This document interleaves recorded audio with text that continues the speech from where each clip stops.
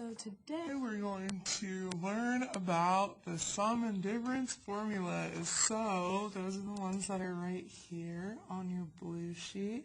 We're going to do a couple of proofs with them, and we will talk about just how to use these formulas to do various types of problems.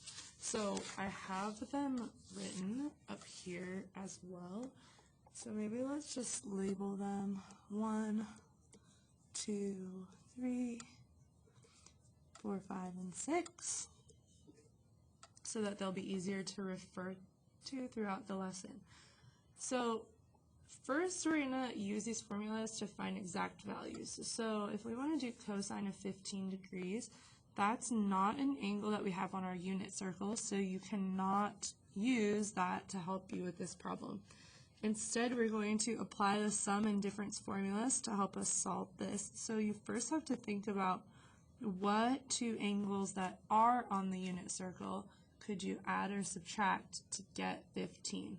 And there are lots of different solutions. The ones I'm going to pick are 45 and 30. So 15 is 45 minus 30. You could have also chosen 60 minus 45 or any other ones that would add or subtract to 15. So cosine of 15 degrees is equal to cosine of 45 degrees minus 30 degrees. So far all we did was we changed the 15 to 45 minus 30. And from here you can apply formula 2. So this is cosine of alpha minus beta. And it's this long thing, but it's really just a lot of writing. It shouldn't be too challenging. So in this problem, the 45 is the alpha, and the 30 is the beta, and you're just going to apply this formula directly. So this will be equal to cosine of alpha, which is, and we're using formula 2 here, cosine of 45 degrees, times, so they're being multiplied, cosine of beta, which will be cosine of 30 degrees, and then it becomes a plus, sine of alpha, times sine of beta. And now these are all angles that are on the unit circle, so go ahead and get that out so you can refer to it. So cosine of 45 degrees, root 2 over 2.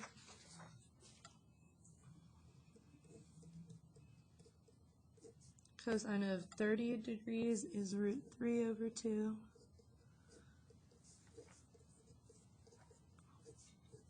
And 1/2. And then simplify this as much as you can. So here we're multiplying. When you have two square roots, you can multiply the numbers inside. So you get square root 6 over 2 times 2 is 4. And here we have square root 2 over 4. Since they have the same denominator, you can combine those into one single fraction, and this would be your final answer. So that is the exact value of that expression. You also want to be able to do this with radians, which you'll see in the homework. So if this was, like pi over 8, you want to think of two angles that could add or subtract to pi over 8 that are on the unit circle. Now, for this one, it's already in this expanded form. So for these, you want to find which one of these matches this format. So this is going sine, cosine, minus cosine, sine. So I'm going to look for that. Sine, cosine, minus cosine, sine. So that means we're going to use formula 4. So this would be the alpha, this would be the beta. So alpha is 20 degrees, beta is 80 degrees. And again, this is the pattern for sine of alpha minus beta. So we're doing sine of 20 degrees minus 80 degrees,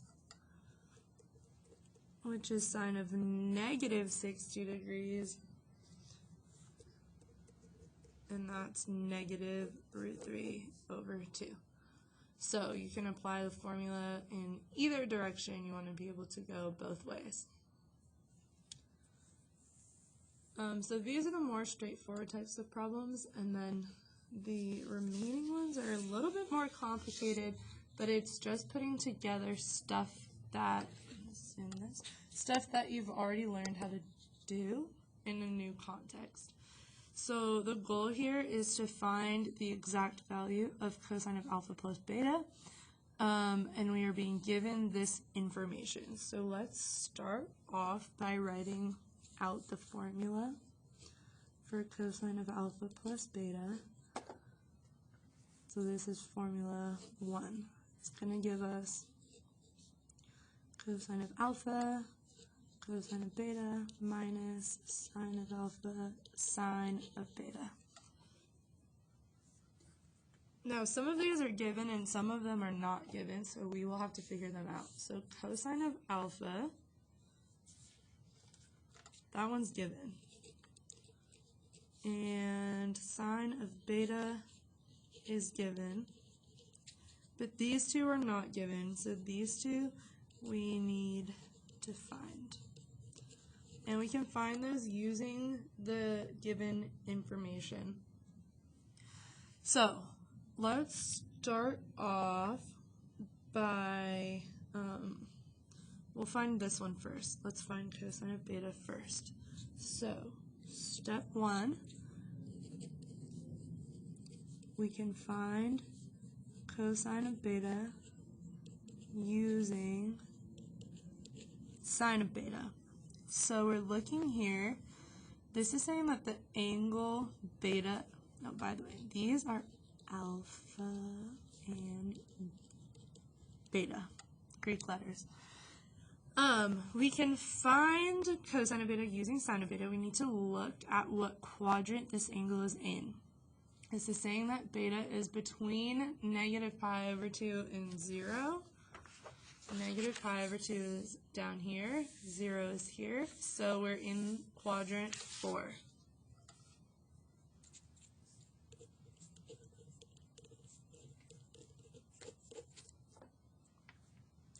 So we're going to write down what sine of beta is. Sine of beta equals negative 4 over 5, and do a little sketch. Draw an angle in quadrant 4, create a right triangle. This is your angle beta. Sine is opposite over hypotenuse, so it's going to be negative 4 over 5. So this we've already done. Use the Pythagorean theorem to find the missing side. Hopefully this one's easy because this is a 3, 4, 5 triangle. So this side is 3, which means that cosine of beta is adjacent over hypotenuse, so it will be 3 over 5.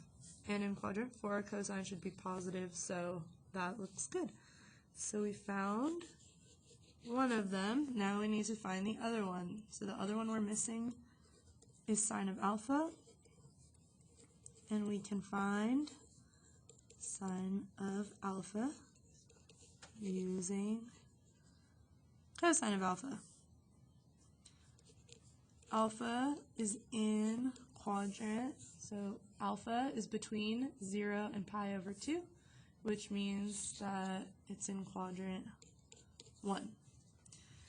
So we're going to write this down, 5 over 5, sketch an angle in quadrant 1, construct a triangle. Cosine is adjacent over hypotenuse, so this would be adjacent. This would be hypotenuse. We need to find this missing side. Use, again, the Pythagorean theorem. So this one I'll show my work for. So I'm going to get square root of 5 squared plus b squared equals 5 squared. That is, square root of 5 squared is 5. This is 25, so I get b equals the square root of 20, because I'm going to subtract the 5, and then I have to take the square root. And then can we simplify that? 20 is 4 times 5, so that's 2 root 5. So I'm getting 2 root 5, which tells me that sine of alpha is 2 root 5 over 5. And now we have all 4 of these, and we can now apply the formula. So, speed this up. We're going to do cosine of alpha plus beta equals cosine of alpha, then cosine of beta, which is 3 over 5, minus sine of alpha and sine of beta, and simplify as much as possible. So that is 3 root 5 over 25, and then this, a negative times a negative will become a positive. You can multiply the numbers in front, so it will be 8 root 5. And since these roots match, you can add the coefficients, and you get 11 root 5 over 25 as the final answer. So a lot of work for one problem, but you won't have to do these too often. Okay. Now we're going to do 2 identities, and then we have one more problem where we're going to find the exact value. So these identities are fairly straightforward. We're going to prove them using the sum and difference formulas. So if you don't want to flip back and forth, you can look at your blue sheet. So here I see it's cosine of something minus something. So I can use the formula for cosine of something minus something. So I'm going to apply this. I'm going to call this alpha, beta. Write down the side you're starting with.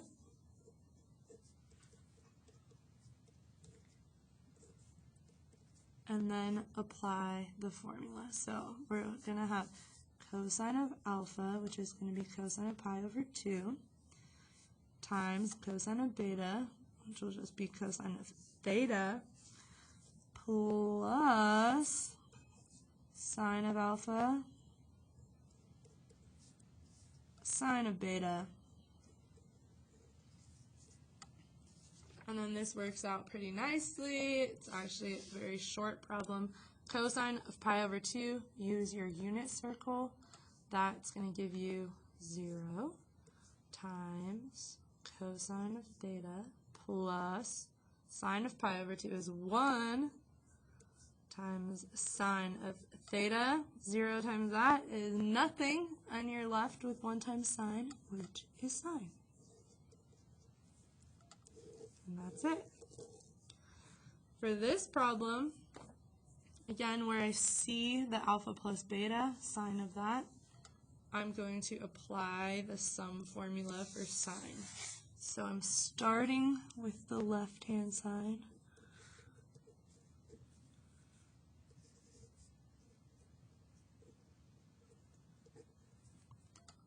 I'm going to apply the formula to this one, which will leave me with sine of alpha cosine of beta plus cosine alpha sine of beta. And you can look at your blue sheet for that.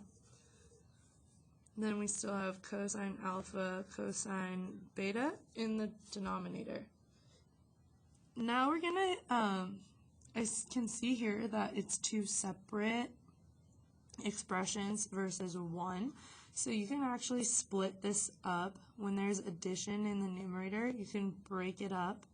It's like the opposite of finding a common denominator, or combining the terms when you have a common denominator. So you're going to split it up. So this is sine of alpha cosine of beta over the denominator plus cosine alpha sine of beta over the denominator. Now here we have some terms that we can cross out. Now I'm left with sine of alpha over cosine of alpha. Sine over cosine is tangent. And sine over cosine again is tangent. So you have tangent alpha plus tangent beta, which is what we wanted. So generally these identities won't be so hard to prove because it's a little bit more obvious which identities to use. Okay, one more problem. This one's a fun one. So we are going to use the sum and difference formulas in composition with inverse trig functions. So it's very similar to what we did here.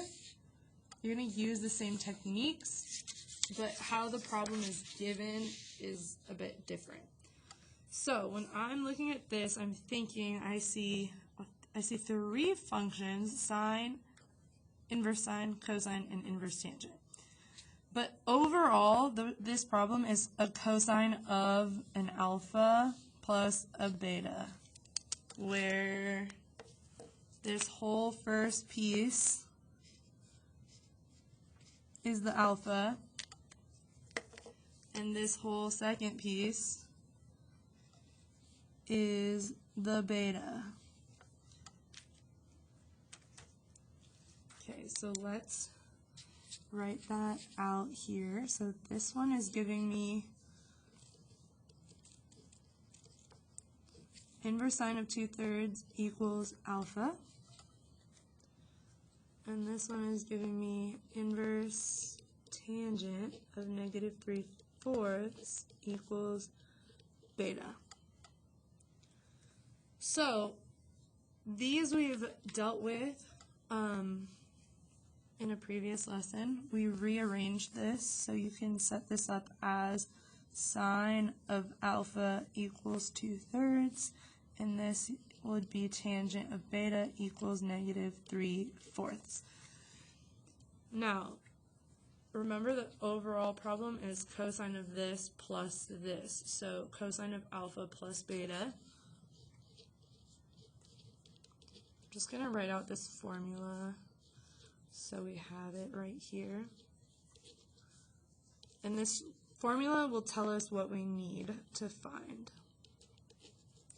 So I have my alpha, I have my beta. I need cosine of alpha, cosine of beta, sine of alpha, and sine of beta.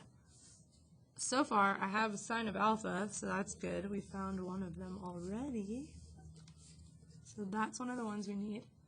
And I have tangent of beta. I don't need tangent, I need cosine and sine. And for this one, I still need cosine. So we're missing 3, we need to find them.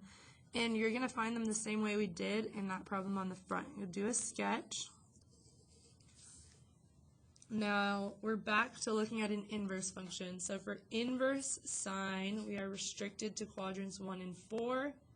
And this sine is giving me a positive number. So out of 1 and 4, it has to be in quadrant 1. So I'm going to construct a triangle, label it. Again, that would be your alpha. Sine is opposite over hypotenuse. Find this missing side using the Pythagorean theorem, and you would get square root of 5. So now I can figure out cosine of alpha. Cosine is adjacent over hypotenuse, root 5 over 3.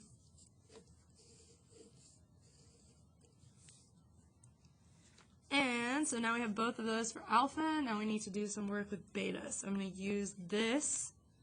Draw a triangle again. Tangent, inverse tangent, has to be in quadrants 1 or 4. And out of those, to get negative tangent, we would need to be in quadrant 4. So this is my beta. Tangent is opposite over adjacent. How did I know that this was negative 3 and this was positive 4 instead of positive 3 and negative 4? I knew because in quadrant 4, it's the y value that's negative and it's the x value that's positive. And then when you find this missing side using the Pythagorean theorem, you will get 5. Now we can find sine of beta and cosine of beta quite easily. Sine is opposite over hypotenuse, negative 3/5. Cosine is adjacent over hypotenuse, 4/5. So now we have all 4 that we need, and we can plug them right into the formula. So cosine of alpha plus beta equals, first, cosine of alpha, that's root 5 over 3. Then cosine of beta, 4 over 5, minus sine of alpha, 2/3, sine of beta, negative 3/5. Multiply and simplify as much as you can. This gives you 4 root 5 over 15. This is going to turn into a plus 6 over 15. And now just squish them together into one single fraction. And that would be your final answer. So you'll practice more of these in the homework. And be prepared for a quiz next class.